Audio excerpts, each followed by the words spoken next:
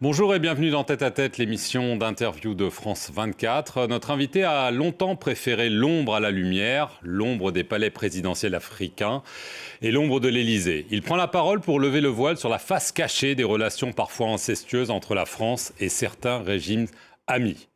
Ils savent que je sais tout, ma vie en France-Afrique. C'est le titre du livre de mémoire publié aux éditions Max Milo. Bonjour. Robert Bourgi. Bonjour, Monsieur Perelman.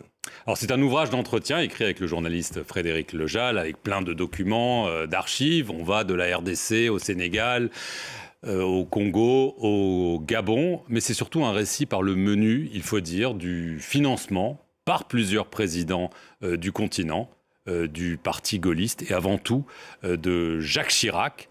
Un Jacques Chirac qui, suite à son échec présidentiel en 1981, vous contacte et vous dit qu'il est temps d'amorcer la pompe financière. Est-ce que vous pouvez nous raconter ce qui s'est passé? J'étais conseiller politique du ministre. J'accompagnais Aurillac, disons à Libreville ou à Ouaga et autres. J'avais une audience à moi, privée, avec le chef d'État que Michel Aurillac, le ministre, venait de quitter. Et je disais, bon voilà, Bongo c'était papa, Blaise c'était Blaise, Sassou c'était Denis. Je dis, bon, Denis, la campagne de 88 arrive, il est bon que tu puisses contribuer au financement de ton ami Jacques. Et il disait, OK, banco, on y va? Tout de suite. Tout de suite. Tout de suite. C'est vous qui demandiez les sommes, c'est eux qui décidaient? Non, c'est eux qui décidaient. Mais jamais ça n'est descendu en dessous d'1 million de dollars. Jamais. Jamais. Comment ça se passait? Ils envoyaient C'est vous qui rameniez l'argent? Non, c'est surréaliste. Je rentrais sur Paris. Le chef d'État m'appelait. Il me dit, je t'envoie Monsieur X, prends rendez-vous avec Jacques.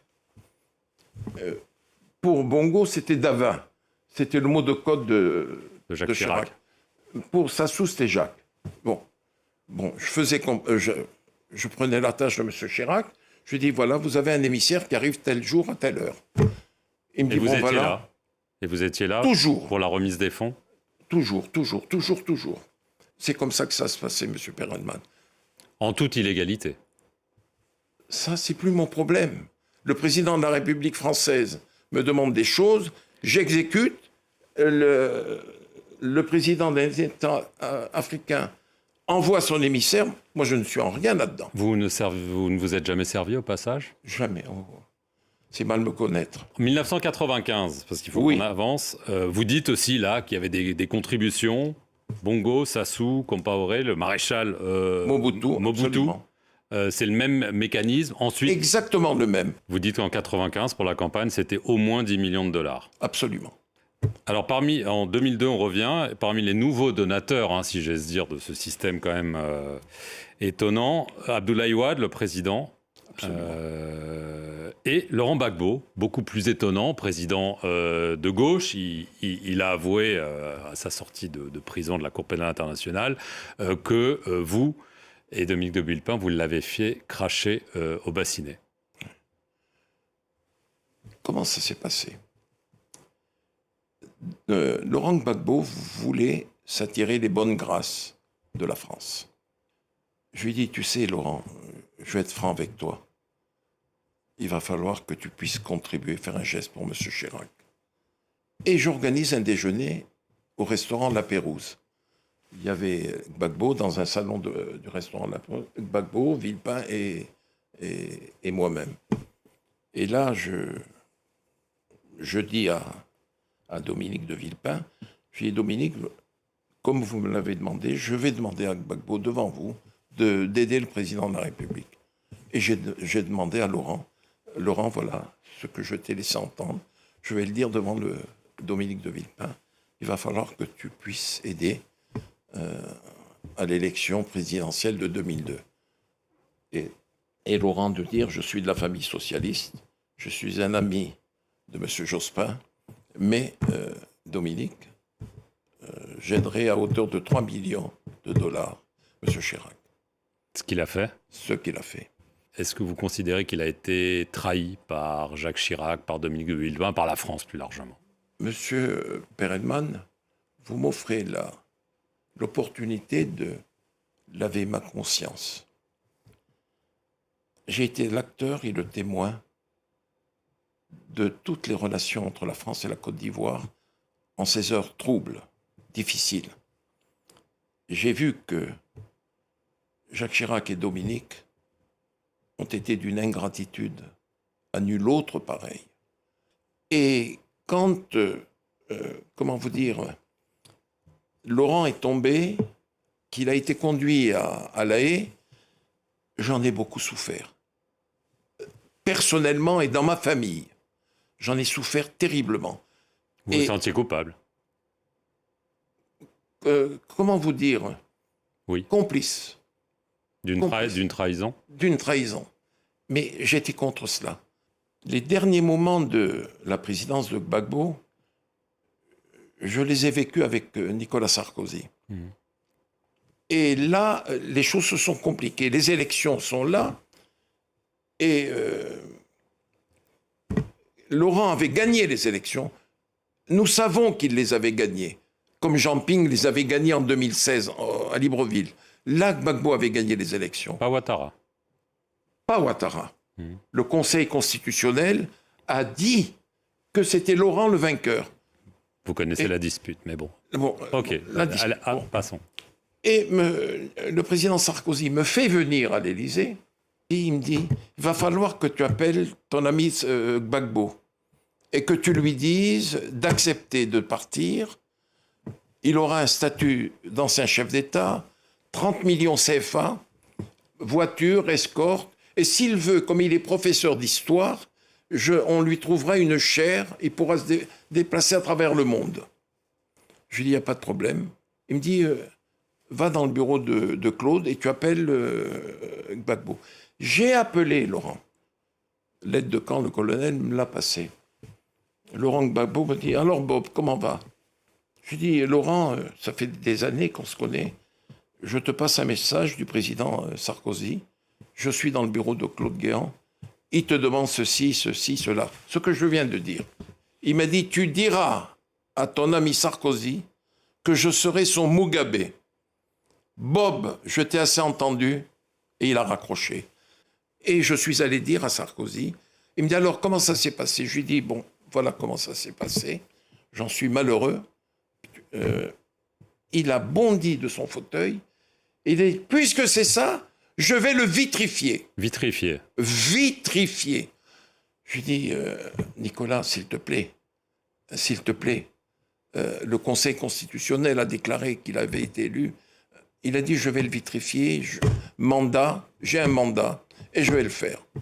Et le lendemain ou le surlendemain, Laurent était tombé, conduit comme nous l'avons vu et su, à La Haye. Au milieu des années 2000, il y a le scandale Elf. Dominique de Villepin vous demande de vous éloigner de tout ça parce que Absolument. Vous sentez le soufre ou vous êtes un pestiféré. Vous rejoignez Nicolas Sarkozy, dont on vient de parler, et vous maintenez que lui vous a tout de suite dit « Moi, ces financements occultes africains, je n'en veux pas. » Alors, est-ce que c'est juste ce qu'il dit et ce que vous dites ? Parce qu'il vous a remis la Légion d'honneur, il vous a envoyé ensuite au Gabon. On a quand même l'impression que vous avez été à son service pour faire la même chose que vous faisiez jusque-là. Il n'y a pas vraiment de raison que ça s'arrête, non? Un jour, Sarkozy, le président Bongo, qui pouvait se le permettre, il lui a dit « Mais Nicolas, Jacques, il demandait toujours de l'argent. » Il lui dit « Omar, j'ai dit à Robert, qui vous a passé le message, pas un sou. » Ça se passait dans le bureau du président de la République. Après l'audience officielle, j'attendais dans le bureau de Guéant, je suis rentré dans le bureau du président. Nous étions 4, Guéant, votre serviteur, le président Bongo, le président Sarkozy, et il lui a répété ça, je ne veux pas un sou. Mais Bongo a eu quand même cette gentillesse vis-à-vis de Jacques Chirac. Il lui a dit, mais Jacques était demandeur toujours, mais toi tu ne veux rien. Il lui a dit non, je ne veux pas un sou. Vous dites dans le livre quand même que Ali Bongo, donc qui avait succédé à Omar Bongo, vous payez $1 million par an. Entre 2009 et 2013. $1 million par an, Robert Bourgi, dans un pays où les routes, les hôpitaux, les écoles manquent. Vous n'avez pas mauvaise conscience quand même? Parce que ça, c'est juste le Gabon. Le reste, vous avez quand même gagné très bien votre vie. Vous dites que c'est du lobbying, mais vous comprenez que ces chiffres puissent choquer. Monsieur Perelman, je suis là pour parler de mes mémoires. Je ne suis pas devant un juge d'instruction. S'il vous plaît. Mais vous le dites dans vos mémoires. Je le dis. Vous comprenez que ça puisse C'est choquer. dans ma nature, Monsieur Perelman, de ne pas mentir. Je dis les choses telles qu'elles sont. Je n'étais pas obligé de dire que je gagnais 1 million. Mais je le dis. Je le dis. Vous comprenez que ça puisse choquer. Oui, ça peut choquer. Mais c'est la vérité. Mais le million de dollars, Monsieur Perelman, était versé sur mon compte professionnel. Ça n'échappait pas à l'impôt. En conclusion, est-ce que c'est une façon de laver votre conscience, ces mémoires? Est-ce que vous avez des regrets de ce que vous avez fait, ou vous considérez que c'était une mission noble, même si évidemment toutes ces histoires de financement n'étaient pas officielles, n'étaient pas déclarées et n'étaient sans doute pas légales? Si je vous dis, Monsieur Perelman, que quelquefois ça me choquait, Et un jour, je m'en suis ouvert à Dominique de Villepin. Nous partagions, tant à l'Élysée qu'ailleurs, le whisky traditionnel, le malt, qu'il m'offrait. Et je lui dis, Dominique, je trouve quand même que c'est un peu trop. Il faudrait arrêter. Il me dit, vous savez, le président est toujours demandeur. Je lui dis, mais c'est un peu trop. Il n'en a pas besoin. L'argent n'allait pas pour Dominique de Villepin. Dominique de Villepin recevait l'argent, mais qui partait dans la direction de M. Chirac après. Mais pour lui, il ne gardait pas grand-chose. Dans le livre, vous laissez entendre que Jacques Chirac aimait beaucoup l'argent. Ça laisse sous-entendre qu'il y en a peut-être qui n'est pas allé pour les campagnes. Je me suis posé la question. Les chefs d'État, tous, m'ont dit, mais Robert, que fait-il de tout cet argent? Je lui dis, je ne sais pas. C'est la question que je me pose moi aussi, que vous vous posez, je ne sais pas. Robert Bourgier, merci beaucoup d'être venu sur le plateau de France 24 et merci à vous d'avoir regardé cette émission sur nos antennes. Je vous remercie, M. Perelman.